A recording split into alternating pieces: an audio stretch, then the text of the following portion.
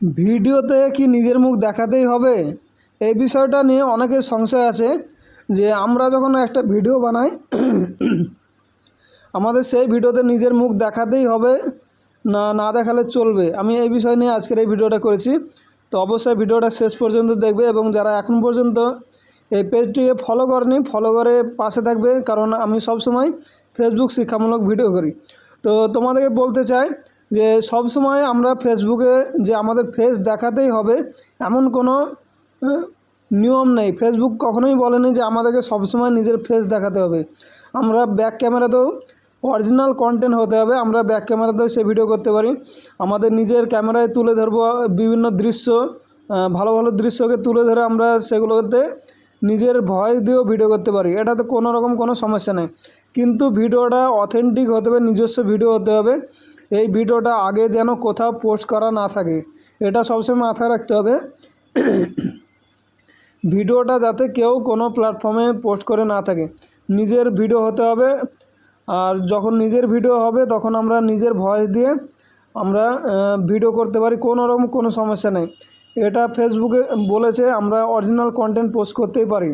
সেখানে যদি আমার নিজের ফেস না থাকে কোনো রকম কোনো সমস্যা হবে না। আর এই ভিডিও থেকে আমাদের কন্টেন্ট মনিটাইজেশন থেকে আমরা আর্নিং করতেও পারবো এবং আমাদের ভিডিওগুলো যদি ভালো লাগে অডিয়েন্সকে সেই ভিডিওগুলো ভাইরাল হতেও পারে।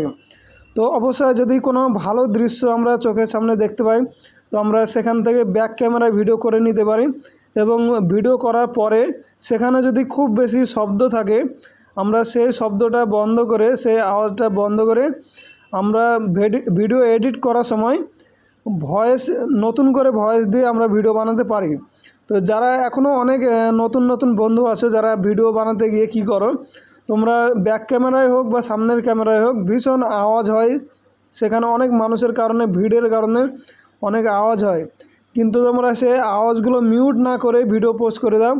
এবং এই বেশি মাত্রায় আওয়াজের জন্য ভিডিওগুলো কেউ দেখতে চায় না, কারণ বেশি আওয়াজ হলে কানে লাগে, সেই জন্য বাইরের আওয়াজ হলে মানুষ ভিডিও দেখতে চায় না। তার জন্য বলবো তোমরা এই বাইরে যে হট্টগোল আওয়াজগুলোকে মিউট করে দিয়ে ব্যাকগ্রাউন্ডে তোমরা নিজস্ব ভয়েস দিয়ে গুছিয়ে সাজিয়ে যদি ভিডিওর ব্যাপারে কথা বলো তাহলে কিন্তু অডিয়েন্স খুব পছন্দ করে। আর আমিও এই ভিডিওটা ঠিক একই রকমভাবে করলাম, আমি ব্যাক ক্যামেরায় ভিডিও করলাম। আশা করি ভিডিওটা সবাইকে ভালো লেগেছে। আর এই রকমভাবে ভিডিও করলে কোনো রকম কোনো সমস্যা নেই। তো তোমাদের সবাইকে বলবো ভিডিওটা সম্পর্কে গঠনমূলক কমেন্ট করবে এবং এই ভিডিওটা শেয়ার করে নতুন বন্ধুদের সবাইকে দেখার সুযোগ করে দেবে। ধন্যবাদ সবাইকে।